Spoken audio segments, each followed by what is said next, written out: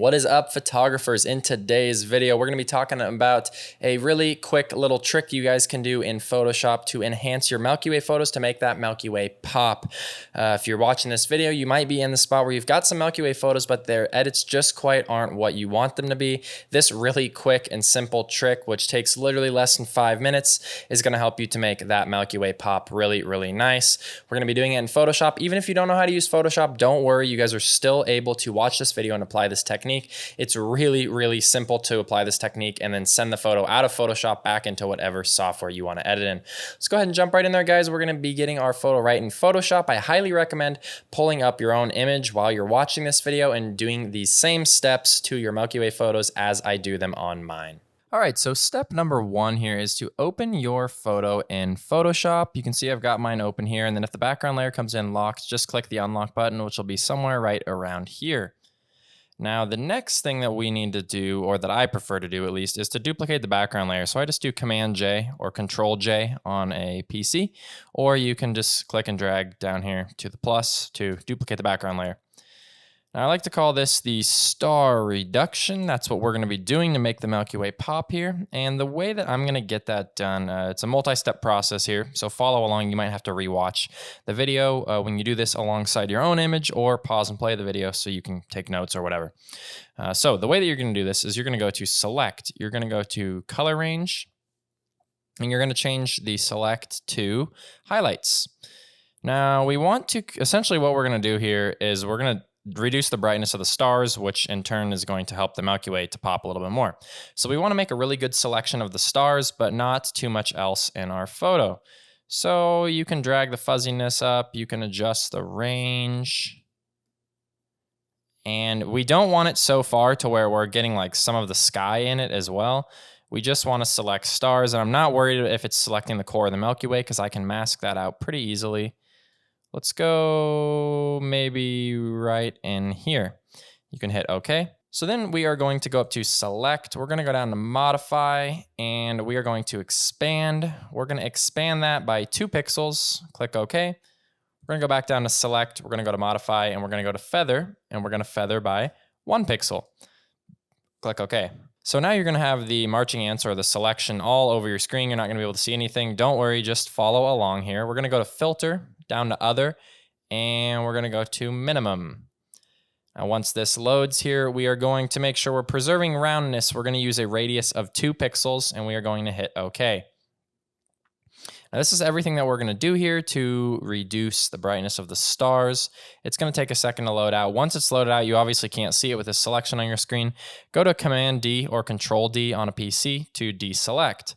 Now you can see before and after, before and after. So the Milky Way is a little bit more clear now. Now, what I want to do though is zoom in because I want to actually reduce the opacity of the star reduction layer, because what it tends to do is really wash out the stars and make them not look too good. I'm just using Command plus to zoom in, and let's toggle this before and after. So what I want to do here on the star reduction layer is reduce the opacity until I don't see that there's like black dots anymore. We don't want there to be black dots. We just want to reduce the brightness without the black dots.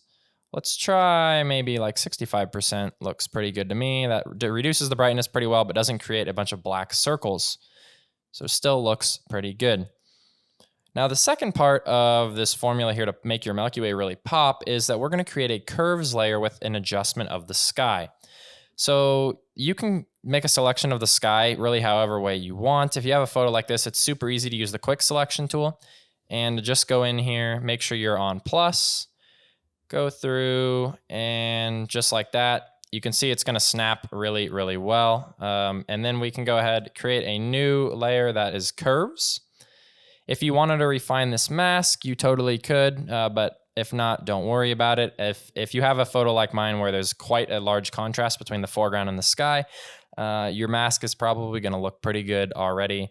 If you don't quite have that contrast, you might need to go in there and refine it with a brush or something else, but for this photo, it works out perfectly fine. Now, what we're going to do is create a simple S curve here. So I'm simply going to click and drag down on this top right corner of this bottom left box, just like that. Drag that down a little bit, and then I'm on the top right box, on the bottom left corner of that box, I'm going to drag up. Just create an S curve. And you can fine tune this to get the results that you want. But I'm thinking that that is looking pretty good. So you can see these two adjustments really popped the Milky Way. That probably took me a grand total of maybe 5 minutes or so. And with just those two adjustments, I've already really popped the Milky Way. Saturation already looks pretty good. So that there is a really easy and simple way to make your Milky Way pop quick and easy. I like to do this at the beginning of my edit.